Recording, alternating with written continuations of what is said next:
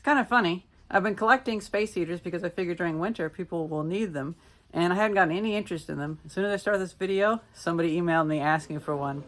Well, in this video, I think we should test running space heaters off of my solar panel system because my shop is getting into a pretty good state. Well, partly the shop, also skills, but also knowing connections of people that want things repaired, such as space heaters. Although I've had to tell some customers, even though I repair it, it's too cold to really run it. So this is not really the right time for it. This is the time for space heaters. And also heat pump projects. I have this 10,000 BTU air conditioner that I would like to turn into a heat pump, because I could maybe get 2 or 3 times more heat pumped for the amount of power. Well, as a baseline, I would like to know how much does my system, is my system able to run a space heater? So, this space heater, I have it set to 1300 watts. I found this on the side road, haven't even looked at it, so I haven't restored that one just yet. We have the 1935 refrigerator running, and that. So that's running off of these, just these 2 batteries. And now I've actually been running into an issue with the shop. I had been focusing on running the air conditioner before, and I got 2 solar panel systems set up. And now that I don't have to do air conditioning, I don't have enough uses for the solar power. So I'm not actually collecting any power. So now that we're doing this, the power from the panels, even though it's an overcast day, will be going up. I can feel that warmth coming out. We're only at 125 watts. We're at the 353 total kilowatt hours though. I know I've probably left about 150 on the table since summer though. So a lot of the kilowatt hours I didn't get. If I had a bigger battery system and better use case for the power though, that'd be pretty good.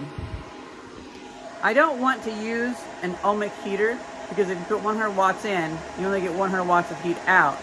The only resistive heater I would want to use is a GPU to mine Dogecoin or Bitcoin or something. So if anybody has any GPUs they want to get rid of, like GTX 980s or anything like that, I would love to take them, and I can make wall-mounted computer systems that I can have running, mining Bitcoin or doing whatever on the wall. I think that'd be so cool, and I could access them from that. So I have the second solar panel system with 480 watts of power connected to it that runs down into here, going through the skylight. You can see it's not taking in any power. So I'm glad you guys came over. I'm in the middle of an experiment. I'm draining power from here, and that's going like 300 watts into these batteries. And then I'm having that inverter take that power and put it into there. Oh, so I'm able to take power from both solar panel systems. And what I'm doing is I'm running the battery down, running this space heater, trying to see, well, you know, with a space heater, you put 1,000 watts in, and you get 1,000 watts of heat out. So I want to see, whenever I build that heat pump, if I get like 2 times the heat moved for the same amount of power. Well, this will be my baseline test. Okay. So running a space heater, which I should still get that one fixed for you that you brought a long time ago. But just the lamp. Yeah. Yeah. Well, I might be able to TIG weld the heating element if you want the heating element restored too. No. Should I take the heating element out then? Yeah. Okay, I cool. just wanted the lamp. Cool. Mm-hmm. And because that lamp's 300 watts, it'd be a little bit of heat. Yeah. So I'm just running this to heat the place up a little bit, and I figure, well, I didn't really take any temperature measurements, but it was 56. Oh, look at that! It was 56 degrees before. Now it's 61.7. So it's fun. I figure. Whoops. Well, that does not have a drop sensor. I will not be selling that one. That's a shop one. It's funny. This one I never turned it on before. It kind of like vibrates in a weird way. Although I think you can add those tip sensors to them. Yeah, it's an older one. Yeah. Well, that was nice of them to drop by. You know, I'm thinking, let's check the panels up there to make sure they're actually laying down flat, because it went down to 0 watts and it's at 154. Maybe I only have one panel active. That's running okay.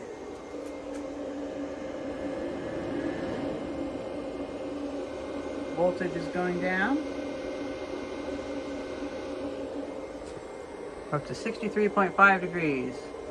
Now I do have the front door open, so it's not scientific, but I imagine the heat flow through the uninsulated roof is bigger than that. 164, yeah, that didn't seem right, unless that's what I should expect in winter. No, it's fine. Okay, well, I guess that's just what I should expect from this point in, well, autumn going into winter. Unless, is it winter yet? I can't recall. It's November 1st. That's the day I'm filming this. Gosh, this is handling so well. This insulation has revolutionized the little bit that I do in my shop. Well, the space heater is gone. More spaces opened up. And Mr. Melson brought me some really good stuff. I can put it over there for the time being if I need, or I can put it on my desk immediately. Oh, and also he brought food. Cleaning out his pantry. That's such a generous offer. Really, really am thankful. We've been giving some of it away to some of the elderly people in Theis's uncle's elderly care home apartment building. Well, this is working pretty well. It's not shaking too much anymore. I guess it's warmed up. 63.8 degrees Fahrenheit. I kind of want to run this down. So we are getting 407 watts from the big panels, but only 166 watts from that. I think some of this can be explained by, I think there is one shadow that runs across the panels. I can't recall for sure. Everything's been happening. Like, I had the wind blowing around the metal in the back, and my landlord is like, Renaud, what are you doing with that metal? It's all spiraled around. There's like a long spool of flashing, and I'm like, oh, sorry, yeah, that's actually a pretty bad mess. The wind took it, and then the person came to get the space heater, and everything's happening today, but it's kind of in a good way, because everything is, you know, I'm getting a lot done. I'm cleaning up more things that I meant. 100 watts, or 0 watts. I don't like that. These are in series, so I guess they would have to be running. Maybe just because it's at 88%, it's not letting itself charge enough. I'm in a really nice spot where my landlords don't charge me utilities, because I do a little bit of the yard work around their buildings. And although they didn't require me to do that, I just decided, well, I'm going to give back a little bit. And, you know, they've said I can just run the space heater. That's fine. They'll pay for the gas, which is I'll turn this off in case it's copyrighted. It's one of those kind of relationships where they're so nice about it, but I don't want to have to charge them anything on their gas bill.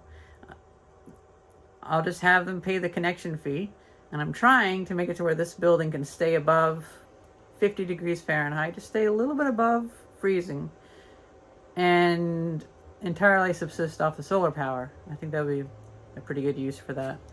And I'll have this set at 43 degrees or so, and so it can, in a really bad situation, it can keep it above freezing in here. But I will say I'm in a really nice position with that. Part of that is because, well, I've helped them with so many buildings. I mean, I've been restoring this building, and using it, been useful for the town, and so they're so supportive of that, and I can tell. I think it's time to pull off the thermal camera.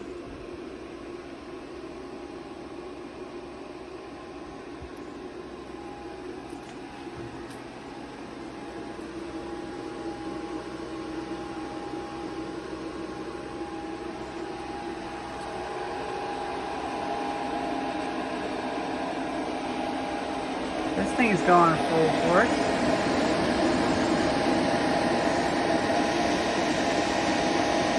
About 25 watts.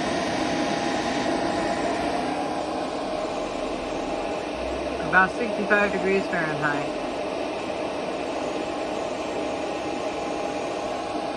I need to think about adding insulation to this. I think that would be a good idea.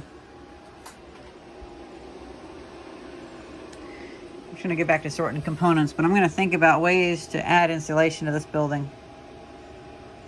Oh, so I would always see like this module in some old guy's garage or in the building, and I was like, what is that from? I didn't realize that was what the big air conditioners were when you just slide that out. There's only 2 screws holding it in. That is interesting. So this is a 10,000 BTU unit, but it doesn't have all of the loops in the coils because, as evidenced by this, some of them are completely empty. So I guess the bigger one would have more tubes running through it. The date code on here, January 17th, 2003, I believe. Yeah, because there's no 17th month.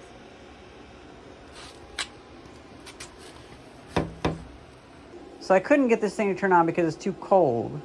Although now that I'm heating it up with that space heater, it might be warm enough. But I decided to come in here and just bridge the gap that the relay would be bridging. I just cut some copper into a strip, and that's going between the 2 connectors, and I suppose I can just plug it into a power strip and this could run. And I can see, does it have refrigerant in it? My phone case broke, so I'm actually just going to set this on here, and I guess I'm going to plug it in. Ugh, I hate that these plugs always split.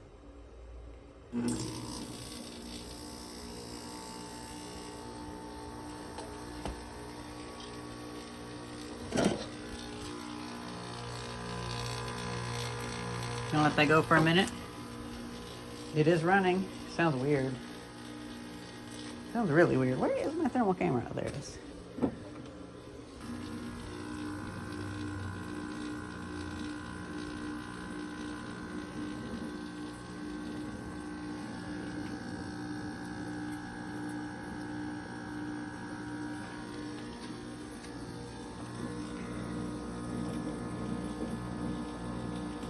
I noticed that starting in 2002 or so, everything that had R22 in it started filling the evaporators from the top.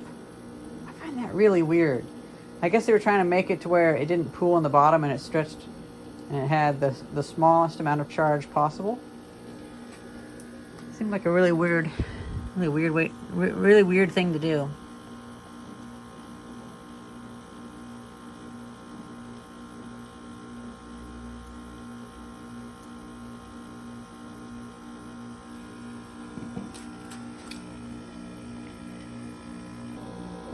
Okay, minus 16.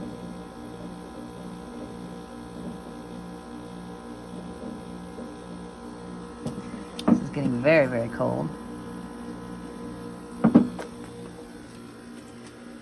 So I wonder if I can make this a headless unit that I can just flip around in the window over there. I'll get that deep freezer out of the way. And I could just run it as it is. It feels like they didn't put much refrigerant in it from the factory, but that was because they were phasing out R22. Yeah, we have like a 40-degree difference. This is really cool. Without the fan going, this is actually working well for demonstrating the extremes.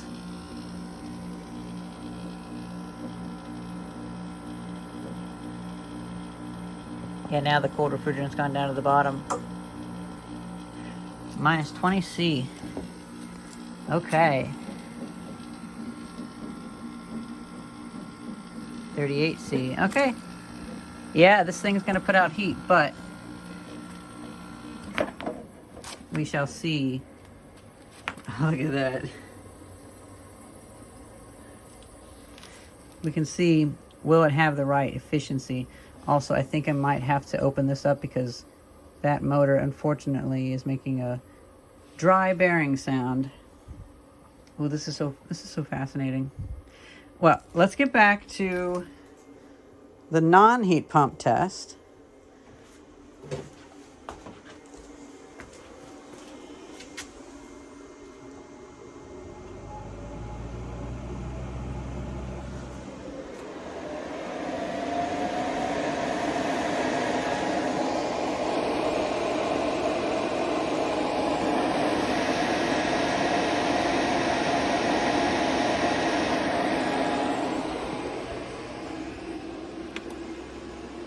$325. Oh, so I think I have to get this below like 80% or 75% before that is using the panels right. That makes me happy. So right now we're pulling 400 and 326. So it's about 700 watts. That's really good. I can do the math on that and I can calculate that. Well, I'm just gonna calculate that by 5. So 5 hours a day at 700 watts. 4.5 kilowatt hours. That would only be enough to run that for 3 hours, which has probably already run 2 hours so far. But the air conditioner, running as a heat pump, might be able to run that for 8 hours. I didn't actually check how much current the air conditioner was pulling, but oh well. Well, that was throwing an alarm because the voltage was too low. We're at 66 degrees and a half. That was pretty funny because I had been distracted because I was helping somebody else, and then we started getting talking about how he'd like some help sharpening chisels and stuff like that. And so when I walked back in, this was complaining about the voltage. I hope this thing will be fine to run my refrigerator at night, but oh well, actually I'm charging it with that, so that'll be fine. So yeah, you can run it for about 3 or 4 hours, that's all. Now I guess the thing is to make a video where we test like how much heat can we make from like this air conditioner. I guess the biggest thing to see, or the best thing to see, is how many watts does this thing actually take?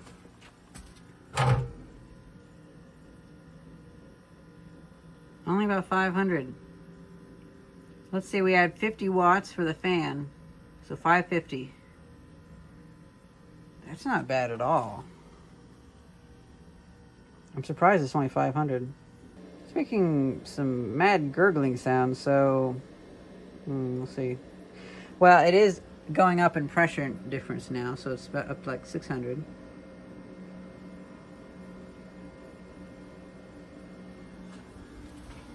So I guess in order to get it to the spot where all the refrigerant is on the cold side and it's compressing the refrigerant over here, well, there would be more of a pressure difference on the compressor, and so it would take more power.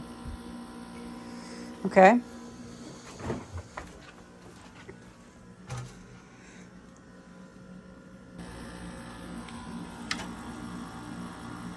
It is quite warm.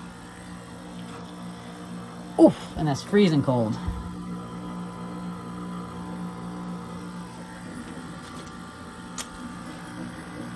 This is shaking quite a bit. I wish I had foam around it.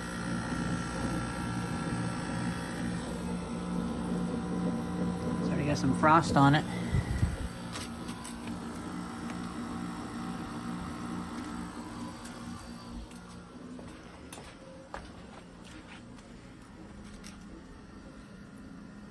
Okay, 660. I don't like the sounds coming from it, but I hope it's not oil starved.